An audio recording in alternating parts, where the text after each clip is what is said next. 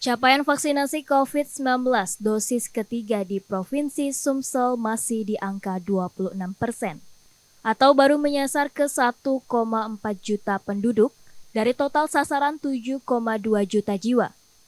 Rendahnya capaian vaksinasi ini dinilai terjadi akibat stok vaksin yang seringkali terkendala, serta rendahnya antusias masyarakat untuk melanjutkan pelaksanaan vaksin.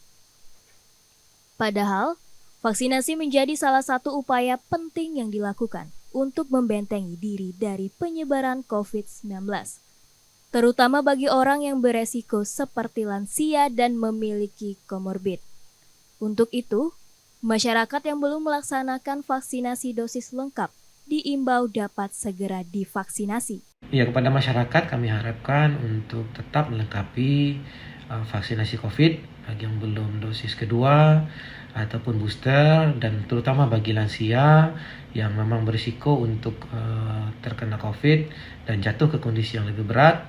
Ini kita harapkan juga segera memanfaatkan momen ya untuk melengkapi status vaksinasi boosternya. Capaian vaksinasi COVID-19 di Sumsel, dosis pertama sudah mencapai 84%.